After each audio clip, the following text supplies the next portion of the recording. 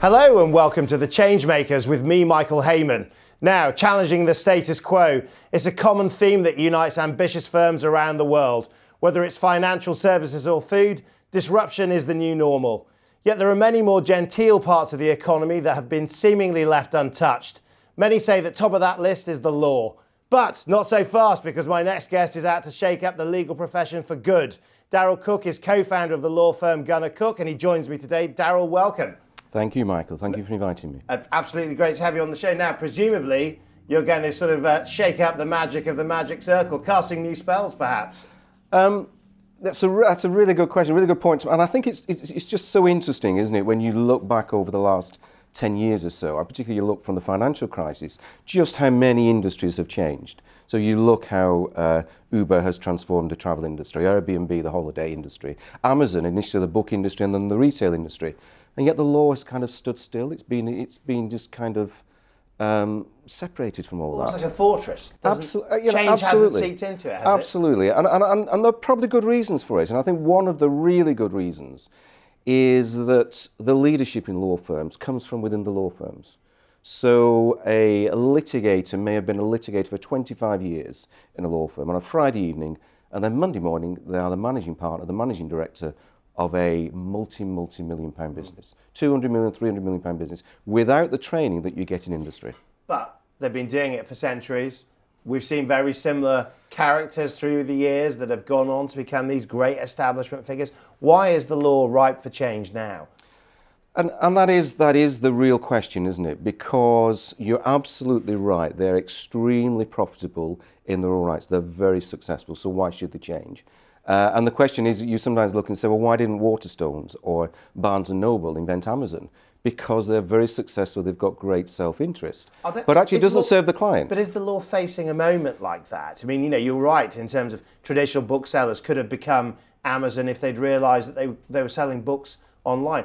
What's the law going through that means that it might be facing one of those kind of big moments? It is facing the moment because the model can't continue. The model that a managing partner runs with, he just wants his lawyers to do more hours. Well, that's not sustainable, just to increase the number of hours that the lawyer does. Or he wants to increase the hourly rate, and that's not sustainable either. So they need to start to think differently, and they need to start to serve the clients more. And you've set your stall out with Gunner Cooke as being almost the enemy of the hours-based model in terms of doing something which is more in line with what clients might want, the total job, if you will. That is one of the reasons, one of the ways that we go about it. So when we set up in 2010, we did go out to the market and we talked about the inefficiencies and the challenges that law firms were facing, and we came up with a model to respond to that. The first part of that was the seniority of lawyers. So the traditional model works that you start with a senior lawyer, but you want the work done at the lowest common level, and that's how you make more profit. Our model doesn't do that. Every lawyer within the business has got 10,000 hours of experience. Right. So that creates real experience. So it's a more senior starting point. It's a more senior starting point. If you've got 20 lawyers on a transaction, you all know that they're very senior, they're good at decision making. How do you scale with that? I mean, if you haven't got a kind of traditional pyramid, how does the business get to the next level? Because the partners work together, they work closely together, they support each other, they help each other. We do have a young law firm within the business as well called Gunner Bloom, so they work directly with those on a very similar model as well. But then the second part of it was exactly as you say, was the hourly rate, and that's been there for, well over 100 years, and it hasn't been challenged. And the problem with it causes fee creep. Are you tapping into something here, which is, so I get it, the clients are getting a better commercial model, better service, more senior people, etc. But are you also tapping into something here with the lawyer themselves in terms of, I've got this time on the planet, how am I going to work, the freedom to be me? I mean, if you're working on an hours-based model, you're going to spend a lot of time at your desk, aren't you? That's exactly right. And I think the problem with the lawyers, and particularly in the very larger firms, is that their life is designed by the business. So they tell them how many hours they have to do. They set the criteria for them. In our model, the lawyers set their own targets. So they have that freedom themselves. Right. Go back just for a moment, if you will, into the more general legal profession. How happy a life is that for people? It can't be happy, can it? I mean, well, I don't know. You're the lawyer. You've got lawyers there being targeted to do. When I started in the profession, you did about 1,350 hours a year. It's now about 2,800 to 2,000, and some even more. It's a really, really tough lifestyle. Do you find that younger people coming into the professional services market are looking for more from their places of work in terms of why they should give so much of their life to one place? And I think that is one of the other influences that's happened. I think the millennials coming through are looking for much more balance. I think this idea of giving your life to your job has changed, and millennials want much more.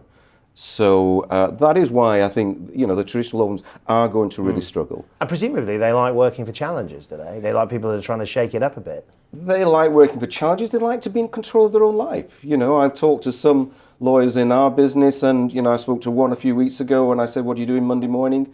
And he said, "I've always hated Monday morning, so I never start till 2:00 in the afternoon." They make their own decisions. Nice work if you can They get it. make their own decisions, and that's fine.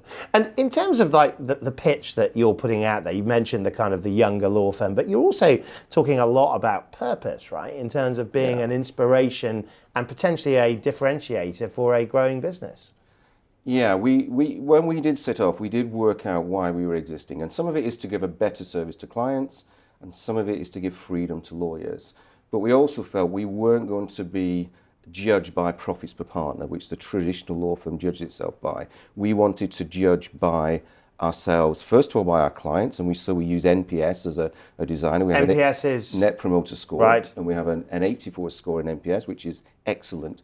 But we then wanted to be judged by our communities as well, and we felt that we could bring much more to our communities and to the social challenges that are happening. So for example, so you want to be, you want to make an impact on a community. Give us a very quick example of the sort of thing you do. Well, in a nutshell, so 1% to 2% of charities in this country account for 71% of funding. So that means there are thousands and thousands of charities out there that can't access that funding.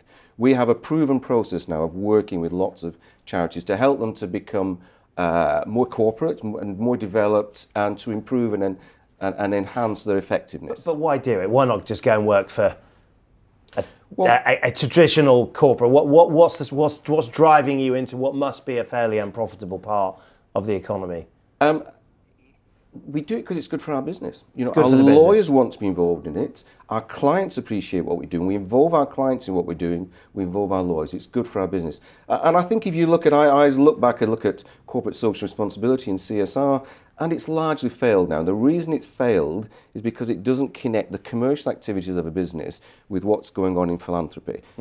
So to be sustainable, it has to connect the two. So we do it because we want to do it, but it's really good for our business. Now, you founded Gunner Cooke in 2010, Yeah. height of the recession. Not always the best time to be setting up a business, but was it, in your case, what gave you the drive to go for it with your business partner?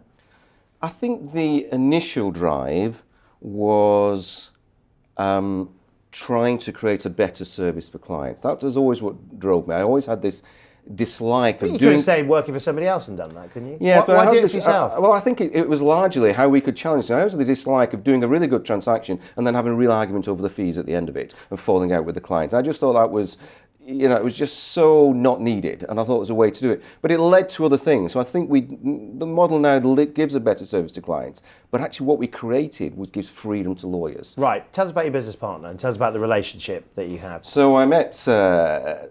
So with Sarah, we both had different ideas about So Sarah's your business partner. Yep. Sarah Goldman's my business partner. We both had different ideas about how we would develop law firms. And we both we'd known each other for 10 years or so before that. She was head of league of a large corporate, and we came together and talked about it, and I thought, actually, I think it was a small coffee shop in Audley Edge in South Manchester, and we thought, well, why don't we do this together? And those entrepreneurial days... So very traditional startup story. You met in the coffee shop, or you did the business plan in the coffee shop, did you? We met in a coffee shop, did the business plan. I mean, it's changed considerably, as it would do since then, but we were both very driven to create change. And do you think if you were... Well, I'm going to ask you the question. Are you an entrepreneur now or a lawyer? How do you see yourself? What comes It's really first? interesting. I still do a little bit of law because I do enjoy doing it, but it's a very, very small part of my day. I see myself as an entrepreneur. We've developed other things within the business, and I enjoy that. Having said that, we're now moving for a stage where it's not an entrepreneurial business anymore. It is a big business. Give us a quick. Moving into that give us a process. quick sense of how many lawyers, turnover, that sort of thing. Okay, there's 170 partners in the business. It's been growing at something like 100% a year. I mean, that will slow now, but it's been growing quite a bit. We've developed other parts of the business. We have an operating partners business, which is largely chief execs going in as consultants to businesses. We have Gunner Bloom, which is a young law firm. We have Inspire, the charity. We have a coaching business. We work, our basis is, I call it the Disney strategy. Everything has to work and leverage off each other. That's how we work the businesses. Disney and law. I'm sure we could go we could go somewhere with that. But I want to take you back because in your sort of early years, teenage years, you thought you were going to be a professional footballer. What would that young self make of Darryl, the lawyer, the entrepreneur, the co-founder of a really successful, fast growth firm? It's interesting. I'm still hoping to be a professional footballer, actually. You better get on with it. I was completely driven to do that. That's what I wanted to do. But I think in those days when I wanted to be a professional footballer, it wasn't what it is today. And my father quite sensibly told me to go to university. So driven. You're a driven person. I am a driven person, yeah. I do set lots of targets and I love to go out and achieve them. So is that a key part of personal success, what you sort of judge yourself by? Do you have to have these kind of goals to go for?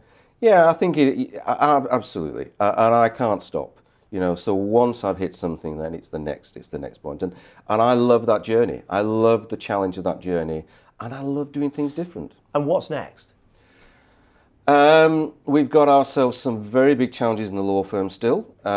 We want to grow at a faster pace than we've been growing, and we want to take the model overseas. So we're looking next year. So you're going to go international? We're going to go international from next year. We're developing a model at the moment that will help us to do that. And if I could wave my magic wand and take you back to that teenage self and allow yourself to give yourself one lesson in life that you've learned from this vantage point, what would you tell yourself?